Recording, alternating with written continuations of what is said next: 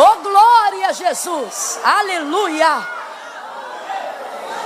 glória a Deus. Vai aparecer, calma, calma, calma, pastores, calma, calma, calma. Rebanda cachoremana assúria. Entrou aqui atônito para um lado e para o outro. Consegue nem se ligar no culto direito. Parte da mente está aqui e a outra mente está do lado de fora. Meu Deus, agoniado, inquieto, aflito. Um olho no culto e outro no zap, esperando uma resposta, esperando uma decisão, controlando alguém de longe. E o Senhor te diz, calma. Calma. Vai aparecer o quê, irmã Camila? Aquilo que a gente precisa para resolver o que a gente acha que não tem mais jeito. Vai aparecer o quê, irmã Camila? Aquilo que a gente precisa para resolver o que já está aparentemente decidido. Aquilo que parece que não tem mais jeito. Eu não queria que você levasse isso para alguma coisa que você ainda espera um recurso humano. Eu queria que você levasse a contundência da palavra profética que a gente aplica hoje aqui, em cima de algo que as pessoas que estão à sua volta e até o seu subconsciente, ou a sua consciência, que é onde você organiza a razão das suas emoções, já entendeu que aquilo ali não tem mais jeito, já deu a causa como perdida. Só não solta porque não convém ao seu caráter. Só não solta porque não convém à sua fé. Só não solta porque não convém com aquilo que você prega, mas no coração você está vendo que não frutifica mais, que não floresce mais, que não tem mais jeito, que o diagnóstico já foi dado, que as coisas já estão decididas. E o Senhor está nos dizendo, calma, vai aparecer. E por que eu digo aparecer? Por que a palavra de ordem nessa noite é aparecer? Porque na verdade aparecer fala daquilo que já existe, só não está aparente. Fala daquilo que já existe, só não foi visto. Por exemplo, quando Isaac diz assim a Abraão, papai, aqui está a lenha e o cutelo para imolar, mas aonde está o cordeiro para o holocausto? Indiretamente Abraão vai dizer o quê? Calma, vai aparecer. E o mais interessante é que realmente, depois que Isaac já estava praticamente imolado para que Abraão colocasse sobre ele o cutelo, vai haver então um barulho na moita, porque o Senhor vai anunciar a Abraão, não faça isso, porque agora eu sei que verdadeiramente você temes a mim, que você é fiel a mim. Tá, mas e aí o cordeiro? Aí ele diz, olha, tá ali, aí atrás do arbusto ele olha e o cordeiro já estava ali. Aí eu te pergunto, apareceu na hora? Deus implementou como se fosse num passe de mágica a existência do cordeiro atrás do arbusto?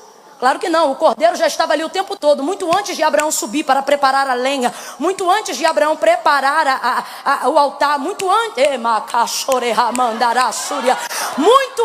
de Abraão entender qual era o momento da chegada no cume do monte, muito antes disso, o cordeiro já estava ali pronto, estava ali amarrado, estava ali preparado para o holocausto. Então veja bem, ele já existia, sim ou não? Ele já estava ali, sim ou não? Mas só berrou na hora certa, só chorou na hora certa, só mexeu a moita na hora certa, só esperou o momento de aparecer na hora certa. E aí apareceu e proveu-se para o holocausto que Abraão ia colocar diante do Senhor. E mais ainda, confirmou a própria palavra profética que Abraão havia lançado, crendo que Deus iria prover, quando ele disse, o Senhor proverá para si o cordeiro para o holocausto. E verdadeiramente foi assim. Então veja bem, já existia, só não estava diante da sua vista. É por isso que Deus não pode ser entendido, Deus precisa ser crido. Quando você começar a chegar muito perto de explicar a razão de Deus, você está muito perto de desviar da fé. Por isso você prossegue em conhecer e nunca chega ao conhecimento generalizado de quem Ele é. Por quê? Porque chegar ao conhecimento generalizado de quem Ele é como chegar à conta final de uma equação da matemática, que é uma ciência exata.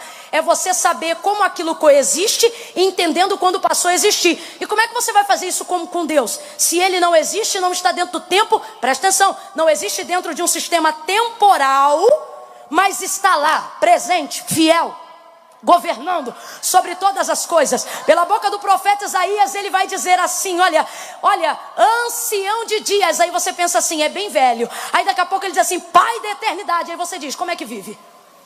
Não, você não está entendendo. Ele coloca a eternidade em grau de filiação. Sabe o que ele está dizendo? Eu existo antes da eternidade. Aí já deu um nó na nossa cabeça. Quem é o Senhor então? Aí por isso ele diz, vai buscando. Em conhecer e em prosseguir. Porque o resultado das exatas você conhece na matemática. Para me conhecer você tem que ser fiel até a morte. Porque aí naquele dia, do jeito que ele é, o veremos. E assim como ele é, nós seremos. Pega na mão de alguém, pega na mão de alguém, em nome de Jesus. Em nome de Jesus. Pegue na mão dessa pessoa e diga para ela, quer saber quem Deus é? Quer saber quem Deus é? Quer chegar ao fim de quem é Deus? Sacode essa pessoa e diga para ela, fica firme, fica crente, fica salvo, porque naquele grande dia os que morreram em Cristo ressuscitarão primeiro e depois nós subiremos sem ter asas. A lei da gravidade vai cair por terra e nós seremos revestidos de incorruptibilidade. Ali não entra nem cai, isso é coisa para quem crê. É por isso que fé é uma loucura aos carnais. Quanto ao homem natural, ele não pode discernir essas coisas, mas aquele que é do Espírito tudo discerne, dele nada é discernido. Nós subiremos incorruptíveis e o encontraremos, e como ele é, também seremos. Levante a sua mão se você aguarda esse grande dia. Irmã Camila, mas será que a verdade do céu, será que a verdade do céu é uma realidade? Você tem que parar com essa mania de achar que só é real o que já se manifestou diante de você. O processo de fé, ele não é dado mediante o resultado, mas diante o processo. Responda para mim com exatidão, o que vem primeiro, o processo ou o resultado? Vamos lá então, crentes, o que vem primeiro, o processo ou o resultado? Vem de novo, processo ou resultado? Diante do processo, a gente tem um resultado. Quando a gente está na escola e alguém coloca a equação de X, o X está lá, ele é um número que já existe. Só que você só descobre o valor de X depois de fazer uma equação. Aí a gente dá para a professora e diz, aí você termina a equação, né? Dá uma indignação de estudar aquilo. Porque a gente não consegue imaginar um trabalho que a gente seja obrigado a fazer aquilo. Mas, por exemplo, olha como Deus é poderoso na ciência, até para a fé se aplica. Aí depois de fazer a equação, você descobre o resultado de X. E às vezes a equação é pequenininha. É tipo assim, 1 mais X exponencial 2 igual a pá. Quanto menor visualmente é a situação, maior é a equação. Não é não? E pá, e pá, e pá, e pá, e conta, e subtrai, e sobe, e desce. E daqui a pouco lá é igual. Então X é igual a resultado. E vem ali o resultado, mas antes do resultado, primeiro vem o... E os crentes querem abolir o processo, eles querem? Ah, não. Não. Sua fé só está sendo roubada porque você só está usando ela para o resultado. Sua fé só está sendo minada porque você só coloca ela no resultado. E o Senhor está dizendo, não, não, não. A maior vitória não é viver o cumprimento de uma promessa, mas saber que durante toda a trajetória Deus caminhou com você até chegar nela. A maior vitória não está em viver a realização, o resultado. A maior vitória está em saber e em olhar para trás e dizer, durante todo o processo, Ele se revelou, Ele esteve comigo, eu acreditei.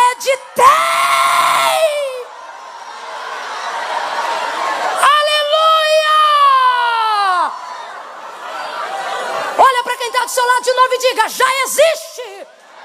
Olha de novo e diga, já existe. Pelo amor de Deus, gente. Isso aqui não é magia, isso aqui não é encantamento, aqui não tem simpatia gospel, aqui não tem voodoo gospel, aqui não tem chaveirinho de profeta para madame enriquecida. Nós andamos por fé e Jesus disse, o meu justo viverá da fé, e se ele recuar a minha alma não tem prazer nele. Aonde está a manifestação da fé? Quando eu recebo algo que eu sonhei? Não. Quando eu recebo o resultado, a evidência, a materialização, a realização daquilo que eu criei durante o processo, mesmo quando eu não tinha nada. É saber que já existe, é saber que já existe uma porta do seu tamanho. É saber que já existe a pessoa que você procura. É saber que já existe a vaga que atende a sua capacitação. Mesmo que aquilo ainda não esteja diante dos seus.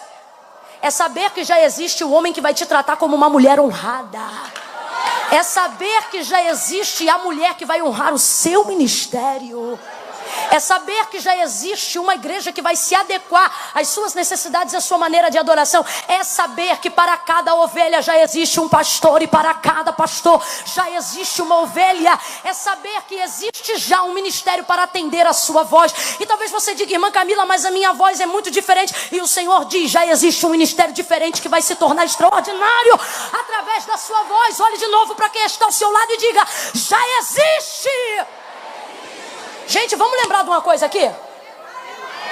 Eu me lembro, década de 98, reportagem do domingo no Fantástico. A reportagem parecia a maior loucura do mundo. Foi logo que o celular começou a ser um pouco mais difundido entre todos os lugares do mundo. Naquela ocasião, um celular era uma coisa muito cara, tão cara que a minha mãe deu entrada no terreno da casa que a gente morou enquanto era solteiro, entregando apenas um celular, que se você lembra bem, era aquele tijolão que as teclas ficavam fluorescentes.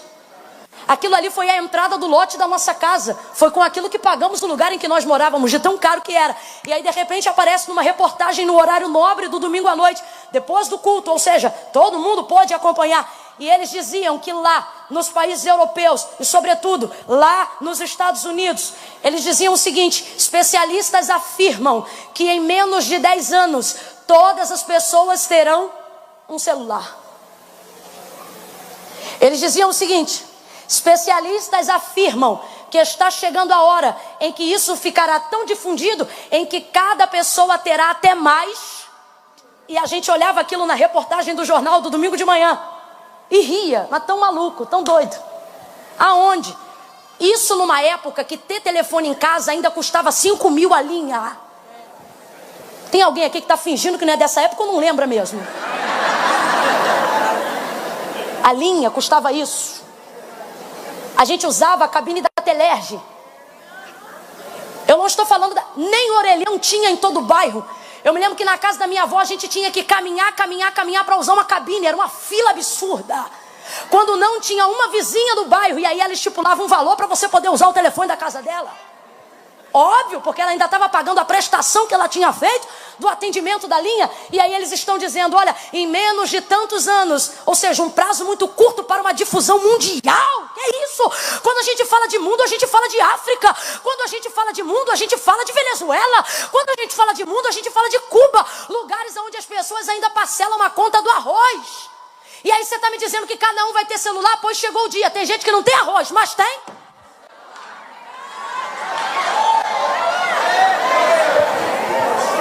O que faz um especialista ser um especialista? Entender que o que acontece hoje é apenas um sinal daquilo que já existe e está para estourar, está para acontecer, está para crescer. Quem está entendendo o que Deus está falando aqui? No mundo do Espírito, ei!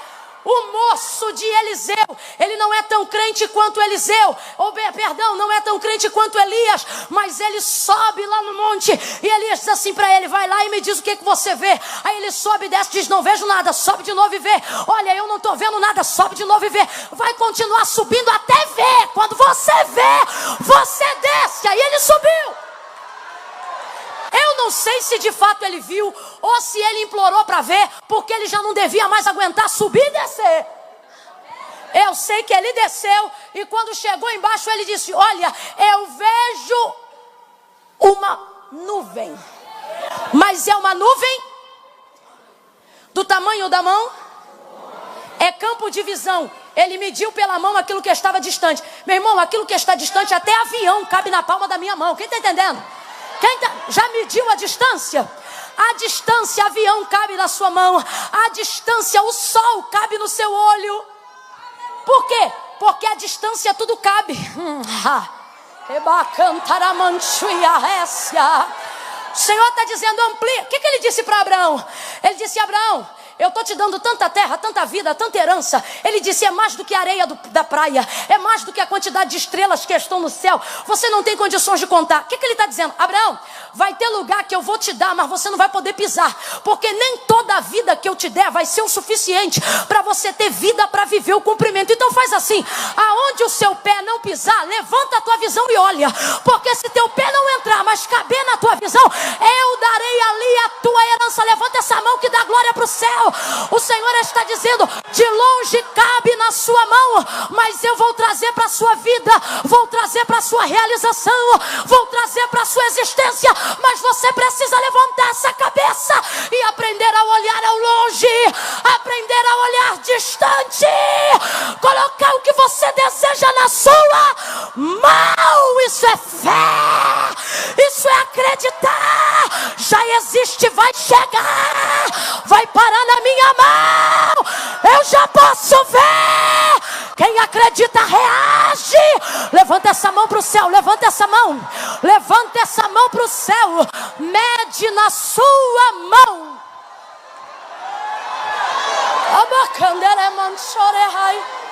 Para quem se mantém de mão estendida, recebe. Veja aí, o canudo dessa faculdade cabe na sua mão. A carteira da sua habilitação cabe na sua mão. O carro é grande, mas a chave vai para a sua mão. Cabe na sua...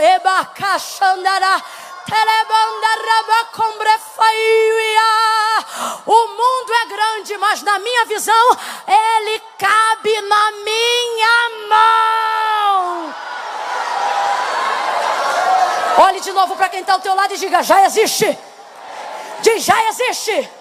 Olha para quem está do teu lado e diga, pode estar longe, pode parecer distante, mas já existe. Agora complete aqui para mim, por favor. Se existe, só falta. Se existe, só falta. Sacode os dois crentes então aí e diz, vai aparecer. Vai aparecer. O moço desce, olha para Elias e diz assim, vejo uma pequena nuvem na medida da mão de um homem. Aí Elias diz assim para ele, corre. Quem é que corre com pequena nuvem, gente? Ah, eu corro. Eu já fiz assim, loucura, de olhar uma coisa que é impossível e todo mundo dizer que é impossível e eu correr. Correr, mas correr mesmo. Deu rir sozinha enquanto corro. Tipo assim, eu sou muito doida mesmo.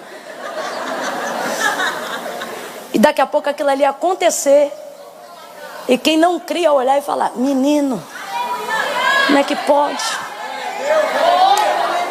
Aí ele chega, conta para Elias, olha, eu vi um sinal, sinal, quem fala é Elias. Ele diz, eu vi uma nuvem pequena, do tamanho da mão de um homem. Aí ele diz assim, de que lado estava? Ele diz assim, estava para a banda do meio do mar.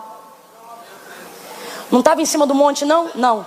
Estava na campina, não? Não. Se está na campina, é névoa. Se está sobre o monte, é anúncio de orvalho. Mas se está no meio do mar... Por que, irmã Camila? O que é no meio do mar? É do meio do mar que vem as grandes tempestades. Ele pergunta, aonde está a nuvem? E ele diz, está para a banda que dá para o meio do mar. Oh, meu Deus. Meu esposo Eduardo prega uma mensagem sobre isso, onde ele verdadeiramente nos diz, e eu sinto de reproduzir porque está encaixando perfeitamente, quando ele diz assim, olha, é pequeno, mas ela vem de um lugar que só anuncia coisas. Por oh, Jesus! Fica você aí de pé, você mesmo que está assim com a perninha. Isso, você está que nem essa nuvem. Te prepara, porque está pequena, mas vem da onde Deus faz coisas grandes. Nós somos de lá, eu também vim de lá. Da onde, irmã Camila? Lugar onde asfalto não chega, cama não tem para todo mundo. E o que é lá? Por trás das ovelhas, atrás das malas de Saul. E por que esses lugares são provenientes de coisas grandes? Porque Deus não trafega em palácios, trafega procurando levantando adoradores para colocarem em posição de príncipe sobre a terra. A banda que dá pelo mar traz o anúncio de nuvens pequenas, mas que rapidamente se tornarão grandes tempestades. Por isso Elias olha para o moço e diz: corre. Tem algum moço de Elias para acreditar nessa palavra? Tem algum Elias aqui para liberar essa palavra? Olha para alguém que está do teu lado e diz: corre, porque vem aí. Corre, porque vem aí. O que estava longe já apareceu e vai te engolir, vai te alcançar. Me explica isso. Vou explicar. Deus diz assim: Moisés, coloca meu povo diante do Ebal e diante do Gerizim. Coloca eles no meio.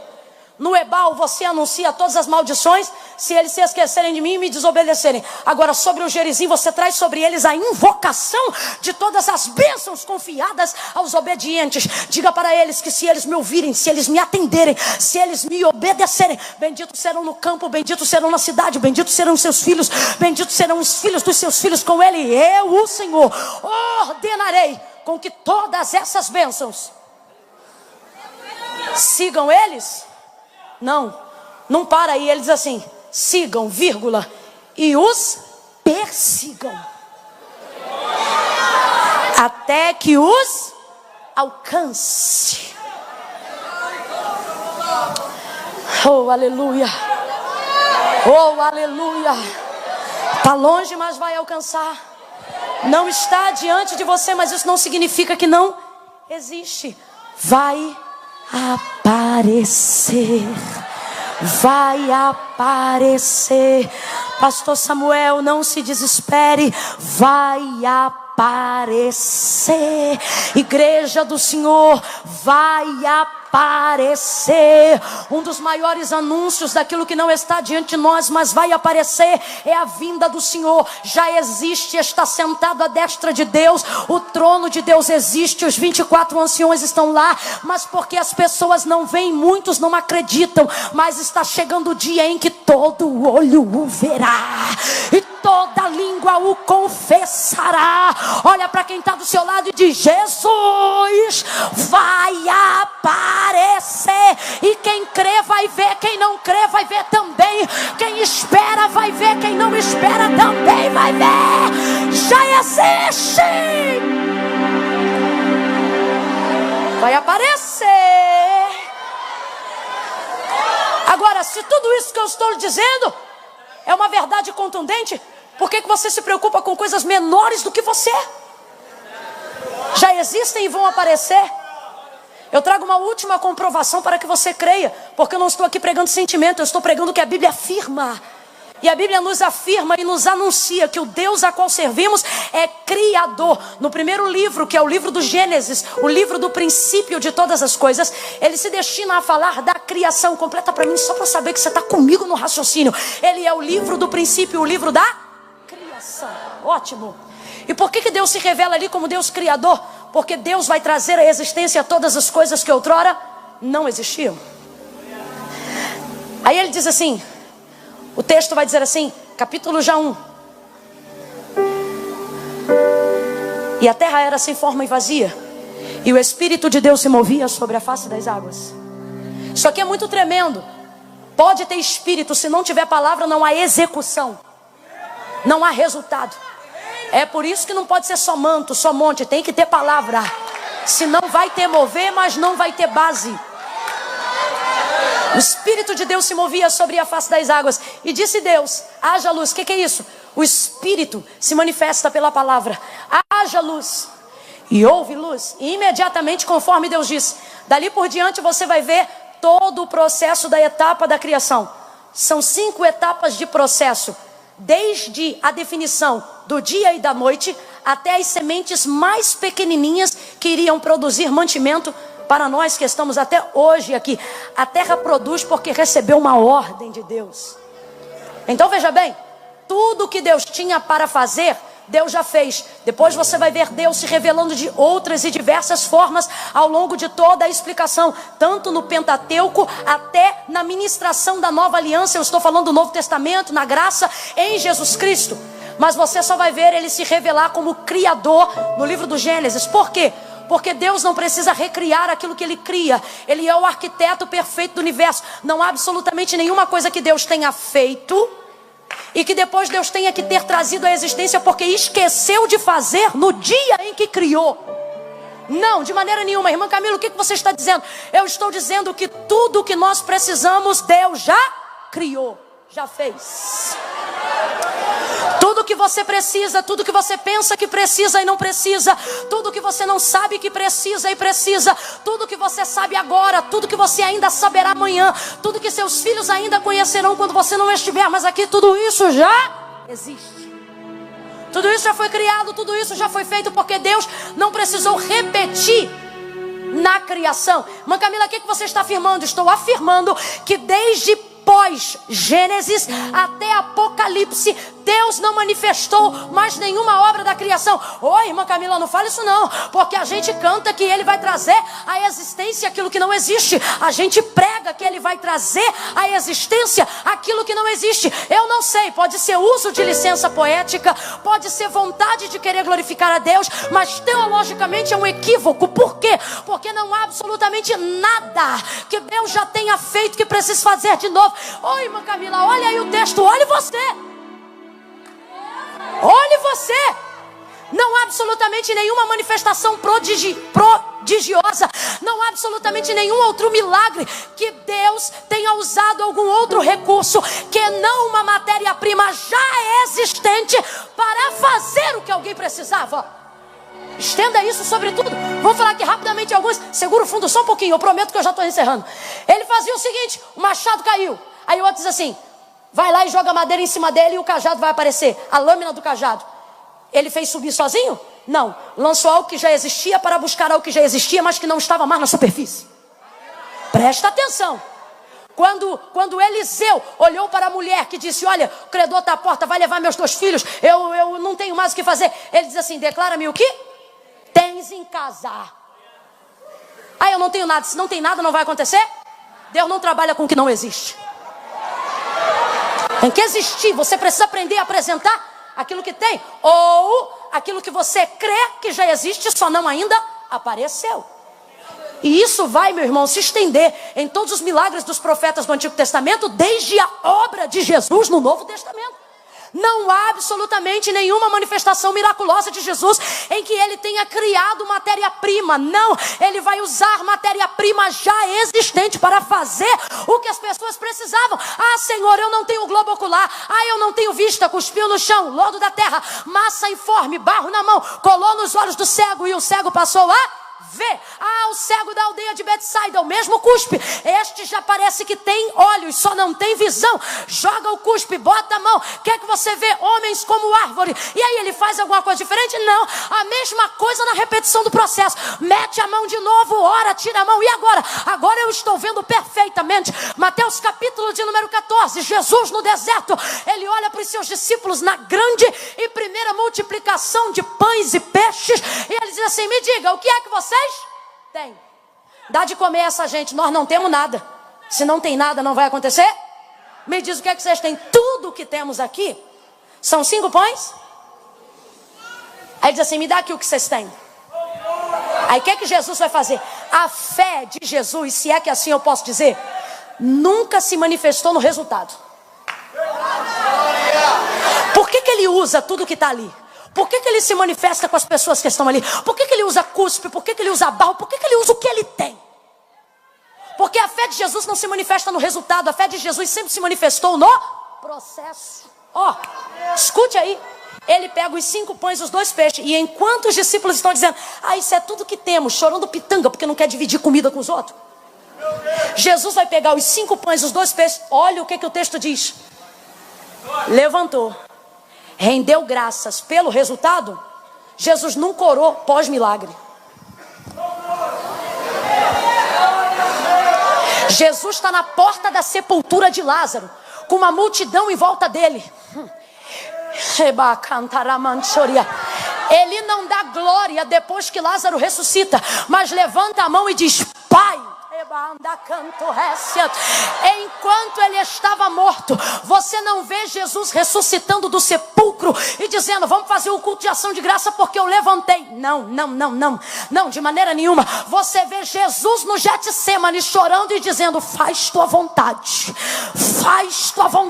todavia, faz a tua vontade. Você não vê Jesus dizendo: olha, eu ressuscitei, mas vê ele na cruz do Calvário dizendo: Pai, está consumado. Sabe o que ele está dizendo? O resultado, a glória é para ti, mas o processo sou eu que vou caminhando contigo.